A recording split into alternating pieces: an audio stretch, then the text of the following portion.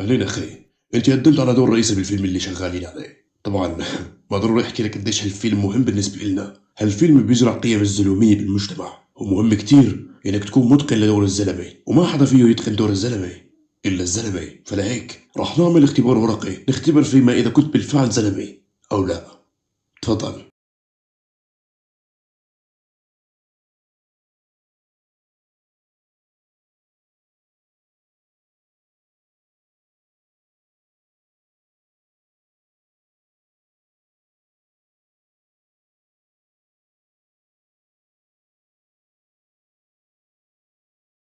واو، بصراحة أنا متفاجئ كثير من النتيجة اللي قدامي. فيك تعتبر إن دور بطل فيلم زلمة يزرع قيم الزلومية صار إلك. اسمع، حاليا راح نبدأ بأول مشهد. المشهد اسمه الصبر. أول ما تطلع من الباب راح تسمع الراوي عم يحكي عنك، وكل شي بيقول له لازم تمشي عليه بالحرف الواحد. بعرف إننا ما أعطيناك نص للمشهد، بس لا تنسى أنت زلمة. خرج الزلمة من الحمام بأكثر شكل زلومي شهده التاريخ، وبعد ذلك بدأ بالسير في ممر المبنى متوجها نحو غرفة معينة موجودة في نهاية الممر. وعندما دخل لها لاحظ أن الغرفة كانت فارغة إلا شوي ففي وسط تلك الغرفة كان هنالك زر مكتوب عليه كلمة انتظر. وبما أنه زلمة كان الصبر أمرا سهلا بالنسبة له، فالصبر صفة زلومية بحت. فانتظر الزلمة، ثم انتظر، ثم انتظر، ثم انتظر، ثم انتظر. وبهذا يكون الزلمة أثبت أنه زلمة.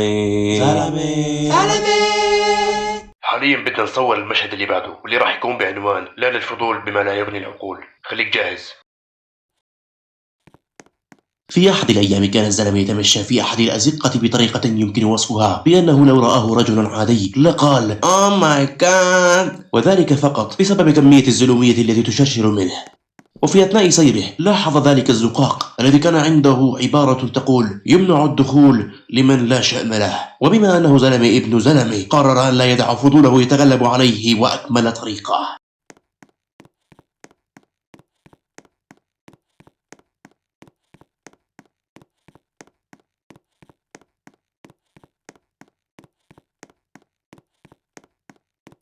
1 2 3 نشيد الزلومية ابدأ. هل شاهدتم زلمة في البرار يأكل أخاه؟ هل شاهدتم يوما زلمة يعض يدا ترعاه؟ هل شاهدتم زلمة يكذب يسرق يشهد زورا ينكر حقا يفشي سرا يمشي مغرورا بأذاه؟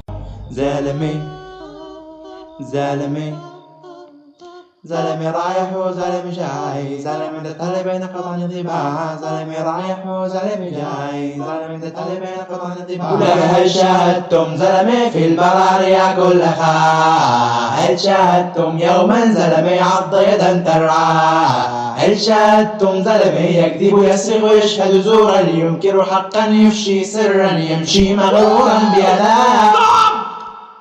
شو عم تعمل هون؟ نانو زلمة. حاليا بدنا نصور المشهد اللي بعده، واللي راح يكون بعنوان لا للفضول بما لا يغني العقول. خليك جاهز. في أحد الأيام كان الزلمة يتمشى في أحد الأزقة بطريقة يمكن وصفها بأنه لو رآه رجل عادي لقال "أوه ماي جاد"، وذلك فقط بسبب كمية الزلومية التي تشرشر منه. وفي أثناء سيره لاحظ ذلك الزقاق الذي كان عنده عبارة تقول "يمنع الدخول لمن لا شأن له". وبما أنه زلمة ابن زلمة قرر أن لا يدع فضوله يتغلب عليه، وأكمل طريقه.